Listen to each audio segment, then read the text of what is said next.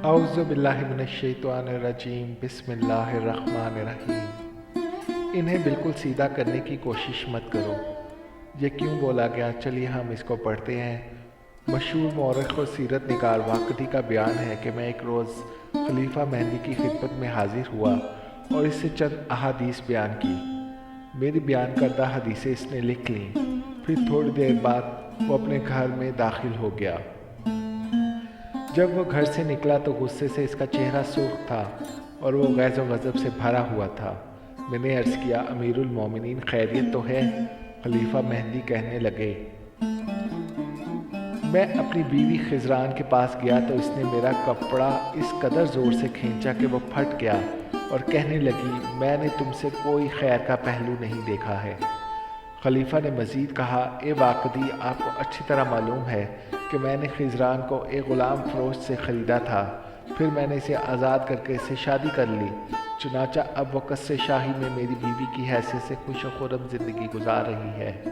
اس کو ناز اور آسائش و زیبائش کے لیے وہ چیزیں دستیاب ہیں جو دیگر آزاد عورتوں کو کم ہی نصیب ہوا کرتی ہیں، مگر آج اس کا ذہن اس قدر بدل گیا ہے کہ اس نے میرے سارے کیے کرائے پر پانی پھیر دیا اور کہنے لگی کہ آج تک میں نے کبھی تم سے خیر نہیں دیکھی، حالانکہ میں نے اس کے دونوں لڑکوں ہادی اور ہارون رشید کے لیے پیشگی بیعت کروا دی ہے۔ میرے بعد یکے بعد دیگرے وہ دونوں مسلمانوں کے خلیفہ ہوں گے، پھر بھی وہ مجھے طعنے دے رہی ہے کہ میں نے اس کے لیے کوئی بھلائی نہیں کی ہے۔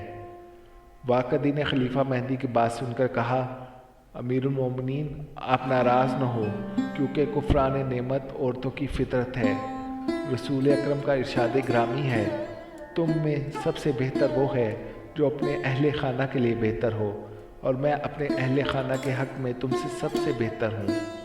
ایک حدیث میں رسول اکرم کا ارشاد ہے، عورتوں کے بارے میں میری نصیحت کا ہمیشہ خیال رکھنا، کیونکہ عورت پسلی سے پیدا کی گئی ہے اور وہ سب سے زیادہ ٹیڑھا اور اوپر کا حصہ ہوتا ہے۔ اگر تم اسے بالکل سیدھی کرنے کی کوشش کرو گے تو انجام کار توڑ کر رہو گے، اور اگر اس ٹیڑھی پسلی کو یوں ہی چھوڑ دو گے تو ویسے ہی ٹیڑھی رہے گی، اور تم اس کے ٹیڑھے پن کے باوجود اس سے فائدہ اٹھا سکتے ہو۔ تم لوگ عورتوں کے بارے میں میری نصیحت مانو، عورتوں سے اچھا سلوک کیا کرو۔ واقدی نے اس موضوع سے متعلق چند مزید احادیث بیان کی۔ خلیفہ مہدی نے انہیں 2000 دینار دینے کا حکم دیا۔ جب واقدی خلیفہ کے پاس سے نکل کر اپنے گھر پہنچے تو اس وقت ملکہ خضران کا پیغامبر بھی ان کی خدمت میں حاضر ہو گیا، اور ملکہ کا دیا ہوا تقریباً 2000 دینار کا عطیہ بھی ان کی خدمت میں پیش کیا، کپڑے اور جوتے بھی۔ ملکہ نے پیغامبر کے ذریعے ان عطیات کے ساتھ ساتھ اس کار خیر پر ان کا شکریہ بھی ادا کیا تھا۔ ہمیں اس واقعے سے یہ سبق حاصل ہوتا ہے کہ عورتوں کے ساتھ حسن سلوک کے ساتھ پیش آنا چاہیے، اور جیسا کہ حضور صلی اللہ علیہ وسلم نے فرمایا ہے کہ ان کے ساتھ پیار سے پیش آؤ، اور وہ جیسی ہیں ویسے ہی رہنے دو۔ اگر آپ اس سے زور آزمائی کریں گے تو یہ ٹوٹ جائیں گی اور یہ آپ کے لیے بھی نقصان دہ ہے۔